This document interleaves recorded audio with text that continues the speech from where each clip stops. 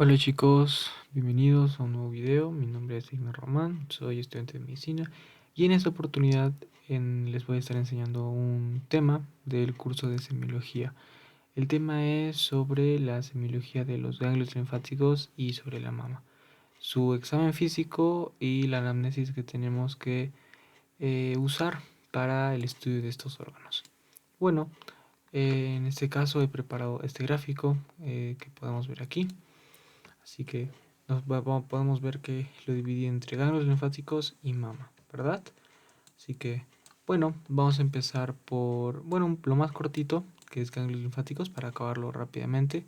Y también es necesario tener en cuenta esto para el estudio de la mama. Así que vamos a empezar por ganglios.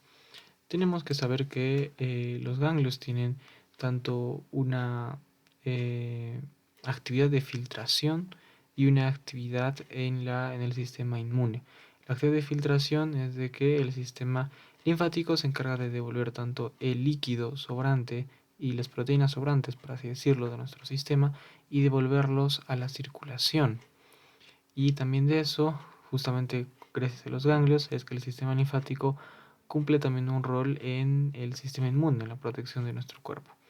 Esto naturalmente se ve más en otros cursos, nosotros solo nos vamos a enfocar en sobre todo su semiología. Bueno, primero para eso tenemos que entender su anatomía. Nosotros tenemos que saber que tenemos ganglios superficiales y ganglios profundos. Los ganglios superficiales son fácilmente explorables, son fácilmente identificables gracias a la inspección o palpación. ¿No? Estos son los ganglios inguinales, por ejemplo, que están aquí, ¿no? Los superficiales superiores, los superficiales inferiores que están a la par del muslo y también en relación con la vena safena. Los ganglios axilares, los ganglios epitrocleares que están en el codo, los ganglios axilares que adquieren bastante importancia sobre todo para el estudio de la mama y los ganglios de la cabeza y el cuello, ¿no? Que estos pues son clásicos que se da por ejemplo una faringoamigdalitis, de que se da también una adenitis, que es una inflamación de alguno de estos ganglios, ¿no? Y pues se ve una hinchazón en el cuello o se siente también. Y pues aquí podemos ver que hay un gran conjunto de ganglios, ¿no? Tenemos los ganglios submentonianos, los sublinguales, los maxilares, los que están en relación al esternocleido mastoideo, que son los cervicales anteriores y posteriores, y los profundos, también tenemos los supraclaviculares, incluso algunos que son mastoideos y occipitales y unos preauriculares también.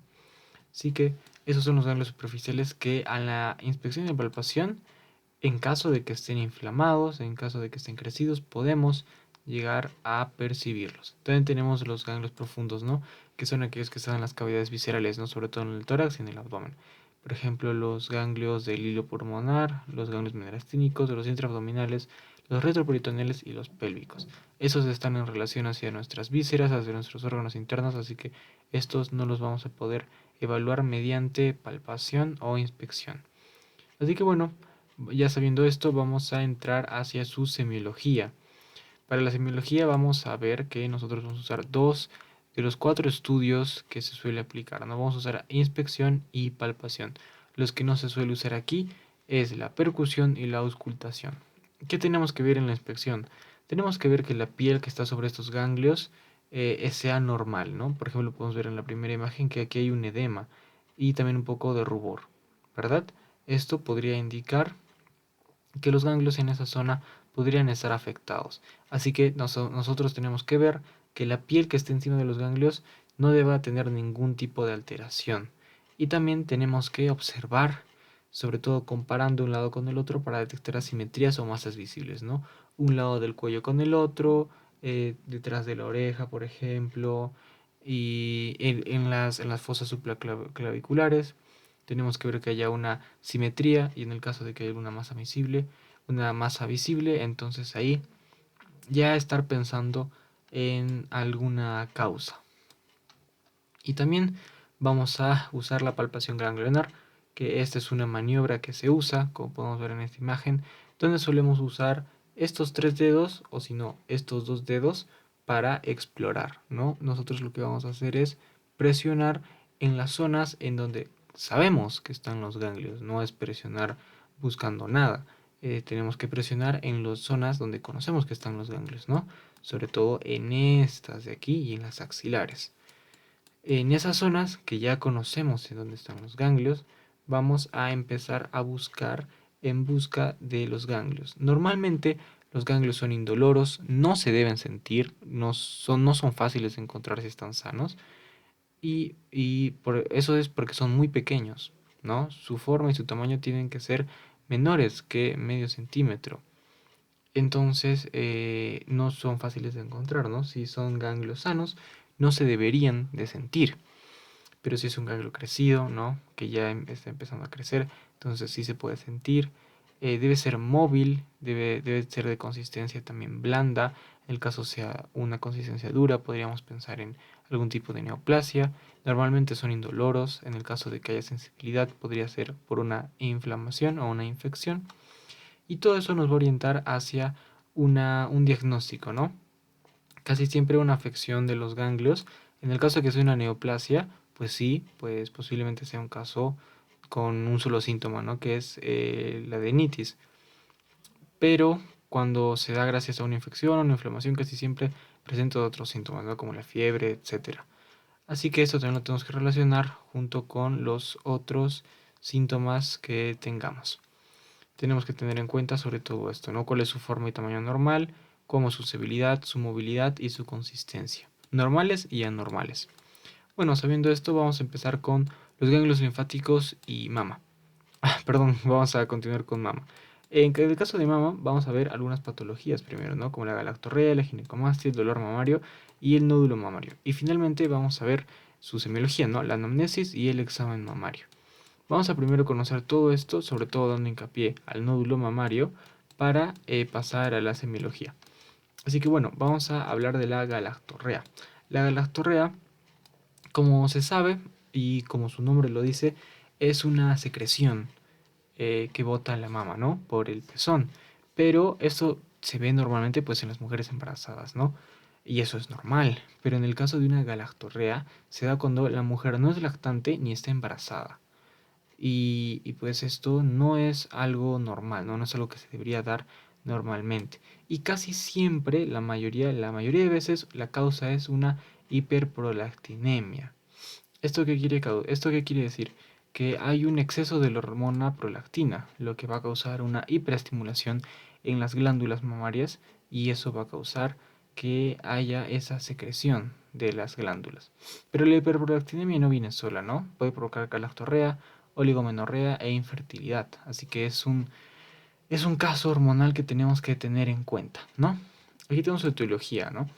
Por ejemplo, tenemos la galactorrea del recién nacido, que puede ser de que pues después de que una madre dé a luz, podemos ver que pues en el fetito o en el bebé ya tiene presente galactorrea. Esto es simplemente por un traspaso placentario de los altos niveles de estrógenos maternos, ¿no? Sabemos que en el embarazo hay una gran movilidad de hormonas, así que es posible que esas hormonas traspasen la placenta y puedan causar esto en el recién nacido. Pero esto es autolimitado, con el tiempo se va a regular. Por supuesto, también hay una galactorrea asociada a fármacos, ¿no? Que pueden causar esta hiperprolactinemia. Tenemos la asociada a la patología celular, que esto quiere decir que hay una afectación en la silla turca, ¿no? Donde está la hipófisis, de que puede ser de que haya un adenoma prolactínico en la hipófisis. ¿Qué quiere decir esto? Sabemos que la prolactina y en general todo el eje de esa hormona está involucrada en la hipófisis. Entonces, pues un adenoma en esta zona va a provocar que haya una hipersecreción de esta hormona, provocando que haya una hiperprolactinemia por un prolactinoma. Así es como se conoce el adenoma funcional que secreta prolactina, prolactinoma. Y también tenemos el caso de que puede haber una galactorrea, pero donde hay una galactorrea normoprolactinémica. Eso quiere decir que hay niveles normales de prolactina, pero aún así se presenta galactorrea. Y eso puede ser porque la glándula presenta una hipersensibilidad a los receptores de prolactina. ¿Eso qué quiere decir? Que los receptores necesitan muy poco estímulo para empezar a funcionar y eso puede causar una prolactina, una galactorrea, incluso con muy poca concentración de prolactina, ¿verdad? Aquí podemos ver la etiología de la hiperprolactinemia, ¿no? Podemos ver que aquí hay una gran cantidad de fármacos que pueden causar que haya una hiperprolactinemia y por consecuencia una galactorrea, ¿no? Unos neurolépticos, antidepresivos, tratamiento de vómitos, antihistamínicos, drogas antihipertensivas y todos estos fármacos que pueden causar una hiperprolactinemia y por consecuencia una galactorrea. ¿Cuál es su anamnesis y el examen físico? Nosotros tenemos que preguntarle a nuestra paciente si está usando algún tipo de fármaco, ¿no? Como hemos visto, hay una gran cantidad de fármacos que pueden causar este síndrome, así que la cosa puede estar en eso. Y también tenemos que saber cómo fueron sus antecedentes ginecobstétricos, ¿no? Si, digamos, en algún momento estuvo embarazada, si dio luz, si tuvo un aborto espontáneo, si tuvo un aborto por decisión propia. Todo eso nos interesa para ver cómo está su estado hormonal, el estado de sus receptores y el estado de su glándula, para ver por qué se está dando este problema. Y el examen físico, nosotros tenemos que buscar tumoraciones, ¿no? Tumoraciones en la mama que pueden explicar esa hipersecreción. Tenemos que ver cómo está la textura y la pigmentación de la piel y sobre todo estar enfocados en los signos de patología celular.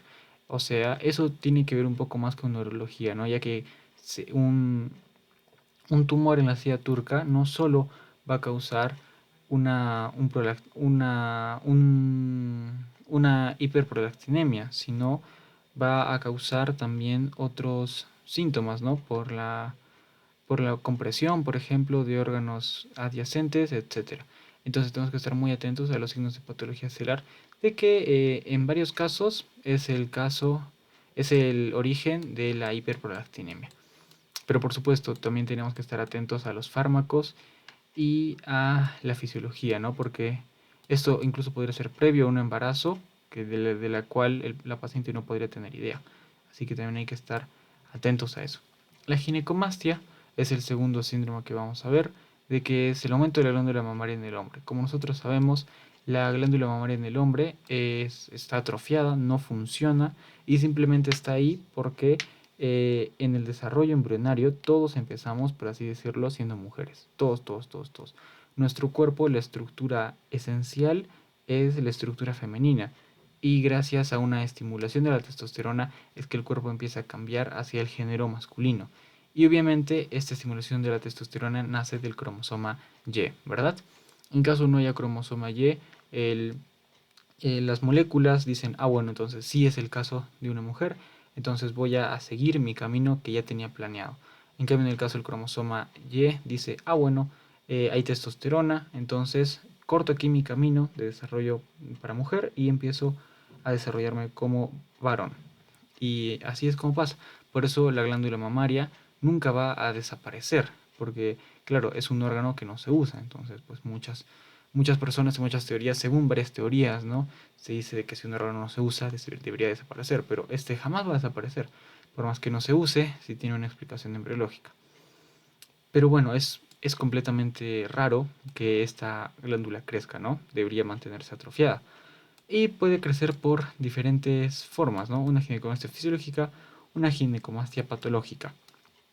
En el caso de la ginecomastia fisiológica puede haber una en el caso del neonato, ¿no? Nuevamente por el traspaso de estrógenos por la placenta. Una ginecomastia puberal, y aquí es de que en esa edad pues hay también una entropía bastante notoria de las hormonas, entonces es posible de que haya una inversión del cociente andrógenos-estrógenos, ¿no? Normalmente en los varones pues los andrógenos tienen que predominar, pero al haber una inversión de este cociente pues causa que haya mayor cantidad de estrógenos, ¿no? No sé, por mayor aromatización, etcétera. Y eso puede causar que haya ginecomastia, ¿no? Pero es algo autolimitado. Y también está lo que es la ginecomastia senil, de que aquí pues por un aumento en el tejido adiposo va a favorecer la aromatización, ¿no? Que es la conversión de andrógenos hacia estrógenos. Y cuando hay una mayor cantidad de estrógenos, pues esta glándula se va a ver estimulada y va a empezar a crecer. Y no solo crecer, incluso hasta podría empezar a funcionar. Entonces esta ginecomastia también podría derivarse en una galactorrea. Pero bueno, esto es por así decirlo lo fisiológico. En cambio tenemos lo patológico, ¿no? Que puede haber un aumento anormal de estrógenos por una administración exógena, por ejemplo. Y también esa administración exógena incluso puede ser no deseada, ¿no? Como personas de que empiezan a usar diferentes tipos de compuestos para tener mayor rendimiento en el deporte y esos compuestos suelen aromatizar, causando la ginecomastia. tumores funcionales, ¿no? De nuevo un prolactinoma. Y aquí, pues, por ejemplo, de que hay diferentes síndromes que causan mayor aromatización y eso va a producir de que haya mayor cantidad de estrógenos, ¿no? En el caso de un hipertiroidismo, en la obesidad, gracias a la cantidad de tejido adiposo y una enfermedad hepática crónica, todas estas enfermedades pueden causar una mayor aromatización, lo que va a provocar una mayor cantidad de estrógenos, lo que va a provocar una ginecomastia. Y pues al mismo tiempo que el aumento de estrógenos causa ginecomastia, también la disminución de la testosterona causa ginecomastia. Por ejemplo, pues un hipogonadismo, que puede ser hipogonadotrófico, que eso quiere decir que hay un déficit en las hormonas luteinizante y folículo estimulante. Y también puede ser por defectos o lesiones testiculares, ¿no? Tenemos el hipogonadotrófico y el hipergonadotrófico. El hiper es por algún defecto o lesiones en las células de Leydig, que son las encargadas de producir testosterona, mientras que el hipogonadotrófico es ya un daño en el eje, donde hay un déficit de la hormona luteinizante y de la hormona folículo estimulante. También puede ser porque se causa una resistencia a los andrógenos, que al igual que hemos visto en en la galactorrea, que puede haber una hipersensibilidad, también es probable que haya una resistencia de estos receptores, causando de que hay una resistencia a andrógenos, entonces el efecto estrogénico va a verse aumentado. Y eso se da, por ejemplo, en efectos hereditarios, ¿no? También está la ginecomastia idiopática, que idiopático quiere decir que, por así decirlo, no conocemos la causa como tal, así que nosotros la asociamos a una hipersensibilidad del receptor de estrógenos.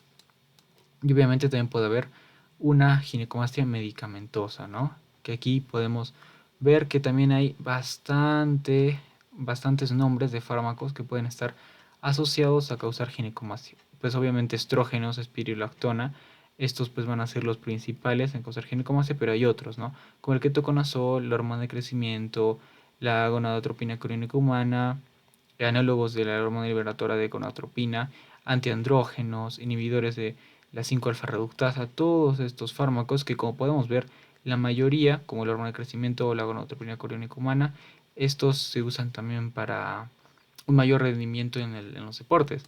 Así que esto más por aromatización o simplemente por una estimulación colateral de receptores que puede dar una ginecomastia. Nuestro enfoque diagnóstico para la ginecomastia es la anamnesis, ¿no? Depende de la edad, como hemos visto, en el caso de puberal o senil, depende de la edad, tenemos que ver el tiempo de evolución de esta ginecomastia, tenemos que ver si hay dolor, si hay síntomas asociados y si hay un consumo de fármacos, ¿no? Y en el examen físico tenemos que inspeccionar la glándula mamaria y también palpar, y sobre todo haciendo hincapié en la presión del pezón para ver si ya está botando algún tipo de secreción, ¿no? Y contrarrestar la causa que esté causando esta ginecomastia. Como tercer síndrome, tercera patología, vamos a ver el dolor mamario. Que el dolor mamario, o también llamado como mastalgia, es el dolor localizado en las glándulas mamarias, ¿no? Como sabemos, la mama en general, la mama femenina, está hecha de tejido adiposo y de la glándula. Entonces el dolor casi siempre va a ser glandular, ya que el dolor mamario no suele darse en el tejido adiposo, ¿no? Casi siempre es en la glándula propia. Y esto, si bien podría ser un signo de cáncer, muchas veces el cáncer no cursa con dolor. Así que muchas veces el cáncer es un proceso indoloro, pero eso no quiere decir que lo vayamos a descartar solo porque hay este signo, ¿no?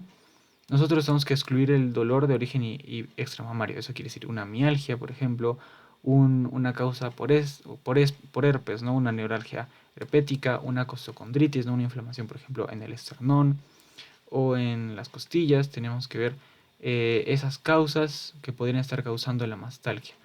En caso de que estas causas no hayan sido verificadas o no hayan sido confirmadas, entonces podemos pensar de que puede ser una mastalgia como tal, una mastalgia propiamente dicha, que ya es una afectación de las propias glándulas mamarias. Nosotros podemos clasificar la mastalgia como cíclica o acíclica, ¿no? De que la cíclica suele aparecer unos días antes de la menstruación y desaparece cuando esta comienza. Esta suele ser normal. No se ve en todos los casos, obviamente, pero la mastalgia cíclica no se considera algo patológico. ya que está relacionado con el movimiento hormonal que se da antes de la menstruación y cuando comienza. Y en el caso de la mastalgia cíclica es de que se puede presentar en cualquier momento del ciclo. ¿Cuál es su etiopatogenia? Vamos a ver pues el origen y la patogenia que causa la mastalgia, ¿no? Posiblemente sea un dolor de desarrollo premamario, claro, desarrollo mamario, ¿no? Que puede eso se puede dar en la pubertad. Un dolor premenstrual, esto, por ejemplo, no es patológico, esto se puede dar normalmente. También puede ser por un exceso en algunos alimentos, ¿no? Como el té, el café, algunos chocolates o las bebidas gaseosas. Un exceso de esos alimentos podrían causar una mastalgia. Y claro, durante la lactancia pues hay una infección en esa zona y obviamente el constante, por así decirlo, la constante molestia a la hora de lactar también causa ese dolor. Nosotros tenemos que realizar una anamnesis, ¿no? Para ver sobre todo si está consumiendo algún tipo de estos alimentos y cuándo se da el dolor. Y tenemos que hacer un examen para, obviamente, ver si digamos, hay algún nódulo o algo que pudiera estar causando la mastalgia que no sea normal, ¿no?